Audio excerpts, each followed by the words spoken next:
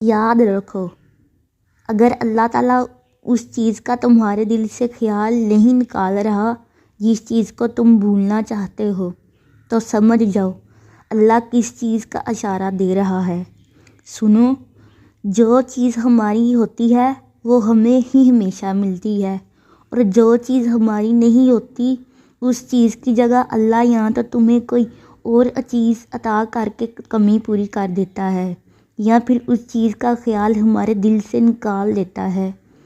جب ہم اللہ تعالیٰ کے فیصلوں پر یقین رکھتے ہیں، جب ہم خود کو یہ سمجھا لیتے ہیں کہ اللہ ہمیشہ ہمیں بہترین چیز سے نوازتا ہے۔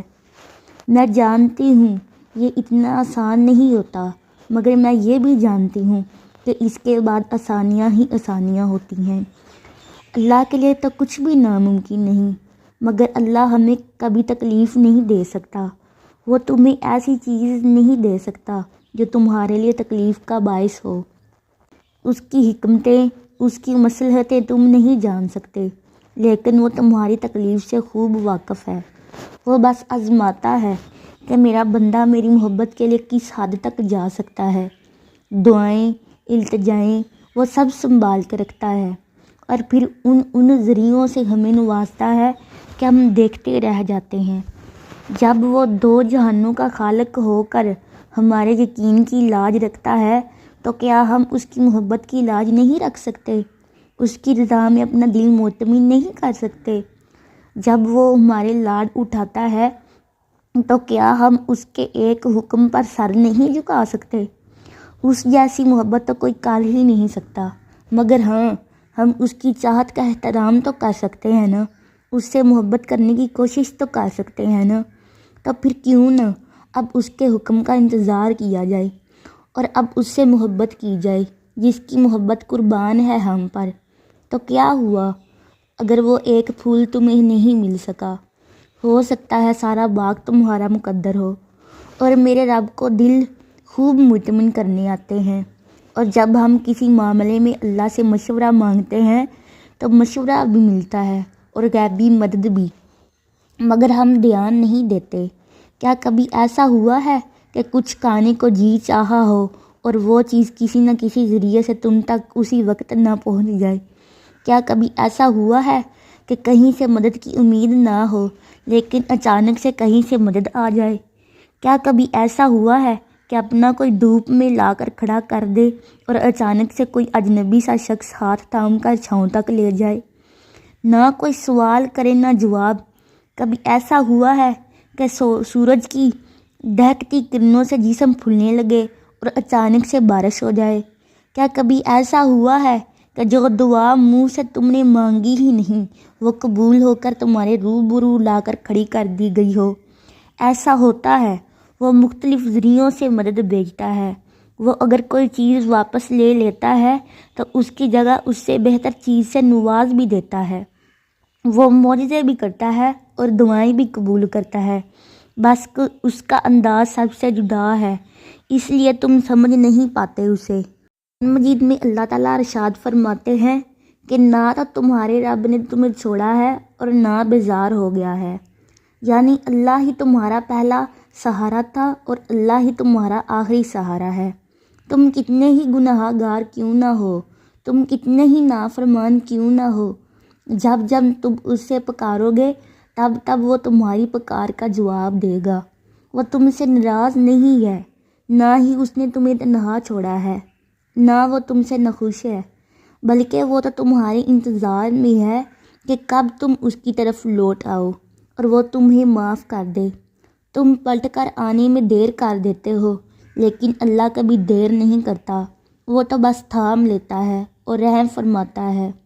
اس پر یقین رکھو، اس سے ہی مانگو، اگرچہ دینے میں کچھ دیر ہو رہی ہے، لیکن وہ وقت دور نہیں جب تمہارا رب تمہیں اتنا دے گا کہ تم راضی ہو جاؤ گے۔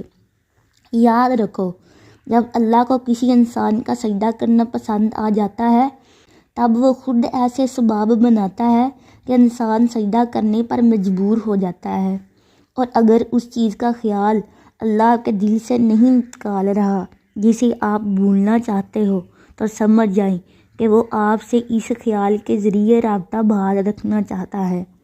یعنی اسے آپ کی آواز پسند آ گئی ہے، آپ کے مانگنے کی طرف پسند آ گئی ہے، اور جس سے وہ خود رابطہ رکھنا چاہے اس کے مقدر کی تو کیا ہی بات ہے۔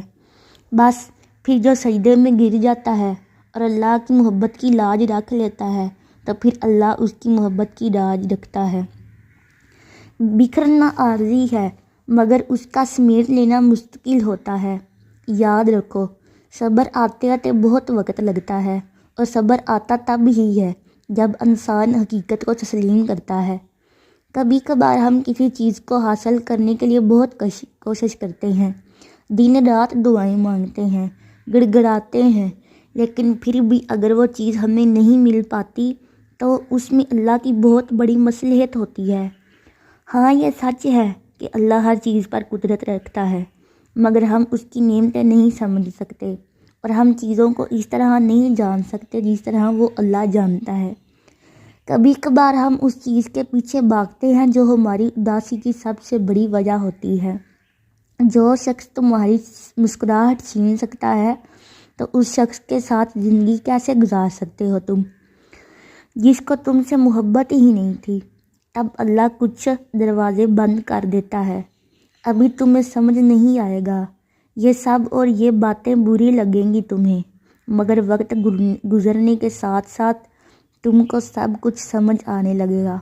پھر تم کہو گے کہ واقعی اگر تب اللہ ہماری حفاظت نہ کرتا تو ہم آج کتنی تکلیف میں ہوتے، کیونکہ وہ تمہارا کبھی بھی برا نہیں چاہتا۔ تم خود ہی اپنا برا سوچتے ہو اور تمہیں پتہ بھی نہیں ہوتا۔ صبر تب ہی آتا ہے جب انسان اللہ کی رضا میں راضی ہو جاتا ہے۔ سنو، تمہاری ہر وہ دعا جو تم نے پوری شدت سے مانگی ہے وہ اللہ کے پاس سنبھال کر رکھی ہوئی ہے۔ وہ تب تمہیں نوازے گا جب صحیح وقت ہوگا، جب اس کی مصلحتوں کے تحت تم نوازے جاؤ گے، اور بے شک تمہاری عرش تک گئی ہوئی صدا کبھی خالی نہیں جائے گی۔ تمہاری ایک ایک پکار کا وہ اللہ جواب دیتا ہے۔